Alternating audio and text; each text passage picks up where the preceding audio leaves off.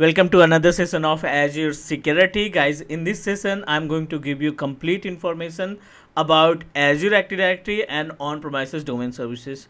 So basically last session की बात करें तो हमने आपको गाइड किया था कि Azure AD में जो फीचर्स दिखाई पड़ते हैं like as a user, MFA, SSPR, custom domain, licensing, these all are the options which is available in our Azure Active Directory services. उसी टॉपिक को थोड़ा सा आगे बढ़ाते हैं एज पर द कंटेंट. पहले हमने डिस्कस किया था explore azure active directory features, जिसमें आपको प्रैक्टिकली हमने डिस्क्राइब किया था कि जब भी हम एज्योर एक्टिव डायरेक्टरी को ओपन करते हैं तो ये ऑप्शंस अवेलेबल रहते हैं लाइक एज ए यूज़र हो गया, ग्रुप हो गया, रोल्स हो गए या लाइसेंसेस हो गए. इन सब के बारे में हमने डिस्कस कर लिया था.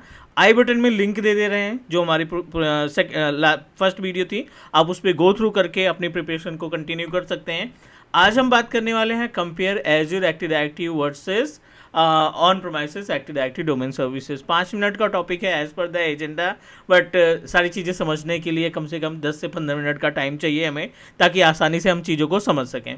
तो हमने क्या कर रखा है इस पार्ट को समझने के लिए ना, एक तो Azure active directory panel open कर लेते हैं, राइट, और दूसरा हमने on premises active directory domain services जो class.com के नाम से हमने डोमेन बना रखा है ना, उसको भी लॉगिन कर लेते हैं, ताकि आपको प्रैक्टिकली डिफाइन कर सकें कि दोनों के बीच में गैप क्या है और किस तरीके से इन दोनों एक्टिव डायरेक्टरी सर्विसेज को आप कंपेयर करेंगे. Clear? This is azure active directory panel. User, group, external identities, multiple options यहाँ पे हमें दिखाई पड़ रहे हैं. और साथ ही साथ अगर हम बात करें अपने एक्टिव डायरेक्टरी डोमेन सर्विसेज की, तो टूल्स में चलते हैं.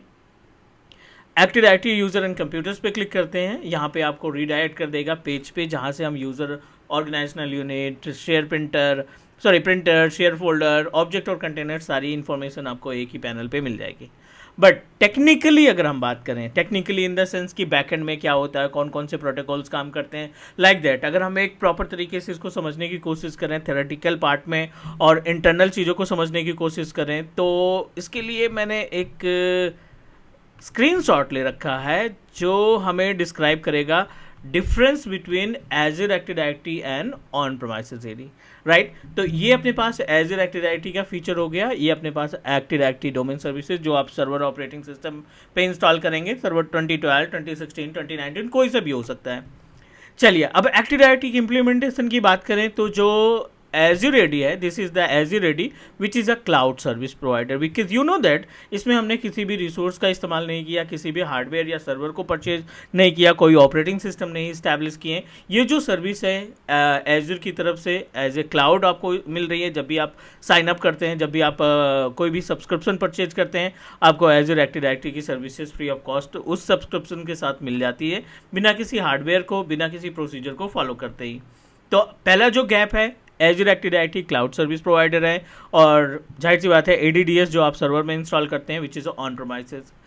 Design for HTTP and HTTPS, जाहिर सी बात है जब आप अपनी इस सर्विस को ओपन करेंगे या इसको एक्सेस करने की कोशिश करेंगे तो विच इज़ वर्क ओवर है HTTP एंड HTTPS. ये दोनों प्रोटोकॉल आपकी हेल्प करेंगे इन सर्विस को एक्सेस करने के लिए. और ऑन प्रोमाइसेस में query via LDAP, lightweight directory access protocol, LDAP के जरिए आप अपनी डायरेक्टरी सर्विसेज को यूज़ कर सकते हैं from another computer.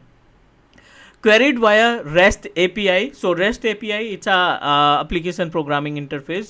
API in the sense जैसे मल्टीपल लोकेशंस में मल्टीपल साइट या वेब सर्वर या सर्विस को आपस में कम्युनिकेट करने के लिए REST API का इस्तेमाल किया जाता है, जो एक सर्विस से दूसरे सर्विस में कोऑर्डिनेट कराने का काम करेगा.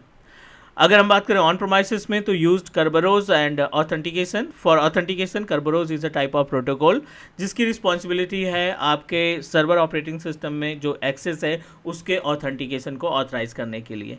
तो ये हो गया तीसरा गैप. चौथे गैप की बात करें तो अगर सिक्योरिटी के केस में बात करें तो usage SAML which is a security and federation services, OpenID for authentication. This all are the options can help us to manage our authentication services. इसमें कोई भी फेडरेटेड सर्विस अवेलेबल नहीं है ऑन प्रोमाइसेस की केस की बात करें. यूसेज ऑथ फॉर ऑथराइजेशन, अगर आप कोई ऑथराइजेशन की बात करते हैं तो ऑथ फॉर ऑथराइजेशन, और इसमें ऑर्गेनाइजेशनल यूनिट का इस्तेमाल किया जाता है to create our environment, to segregate our services. Next option है इंक्लूड्स फेडरेशन सर्विसेज, यहाँ पे फेडरेशन सर्विसेज है। और एज्योर ऑन प्रोमाइसेस एडी के केस में आपको ग्रुप पॉलिसी का ऑप्शन मिलता है to manage the security, to configure the security for your client machine. तो गाइज ये अपने पास गैप हो गया। ज़्यादातर इंटरव्यू के केस में जब आप आर्किटेक्ट का इंटरव्यू देने जाते हैं एज्योर के केस में, तो मोस्टली ये भी एक क्वेश्चन हो सकता है कि gap between, difference between Azure active directory and on premises Azure on premises active directory domain services. तो आप इनमें से 3 से 4 पॉइंट याद करके डिस्क्राइब कर सकते हैं टेक्निकली। नाउ अब आप यहाँ पे बात करें तो cloud.com यूज़र बनाने के लिए आप डायरेक्टली यहाँ पे राइट क्लिक करते हैं, न्यू पे क्लिक करते हैं और यूज़र का ऑप्शन दिखाई पड़ रहा है, ग्रुप का ऑप्शन दिखाई पड़ रहा है, कंप्यूटर्स का ऑप्शन दिखाई पड़ रहा है। यहीं पे अगर एज रेडी की बात करें तो लगभग सेम ही है, यूज़र का ऑप्शन है, ग्रुप का ऑप्शन है, रोल्स का ऑप्शन अवेलेबल है। तो ये बेसिकली गैप हो गया। ये अपने पास सेकेंड चैप्टर था जिसमें हमने कंपेयर किया अपने ऑन प्रोमाइसेस एडी को एज्योर एक्टिव डायरेक्टरी सर्विसेज के ज़रिए। तो उम्मीद है कि यहाँ पे सारी चीज़ें आपको आसानी से समझ में आ गई होंगी। फिर भी अगर कोई डाउट, कोई क्वेश्चन है तो आप कमेंट ड्रॉप कर सकते हैं, डेफिनेटली हम आपके कमेंट का रिप्लाई करेंगे। और अगला जो है investigate roles in Azure active directory, अगला जो चैप्टर हम आपको प्रोवाइड करने वाले हैं which is investigate roles in Azure active directory which is really important. इस केस में हम बातें करेंगे रोल्स की, जो टाइप्स ऑफ रोल्स अपने पास अवेलेबल हैं उनको किस तरीके से अपने यूज़र के साथ एसोसिएट करके डेलीगेट किया जा सकता है ताकि आपका जो यूज़र्स आप क्रिएट करेंगे वो आसानी से उसकी वैल्यू को इंक्रीज किया जा सके। तो उम्मीद है आज के चैप्टर में, आज के इस क्लास में कोई कन्फ्यूजन, कोई डाउट नहीं होगा। अगर कोई डाउट या कोई क्वेश्चन है तो आप कमेंट ड्रॉप करेंगे, हम डेफिनेटली आपके कमेंट का रिप्लाई करेंगे with solution. So that's it guys, आज के लिए इतना ही। Please do subscribe your teach me cloud YouTube channel और नेक्स्ट मिलते हैं अगली क्लास में। Take care and bye bye.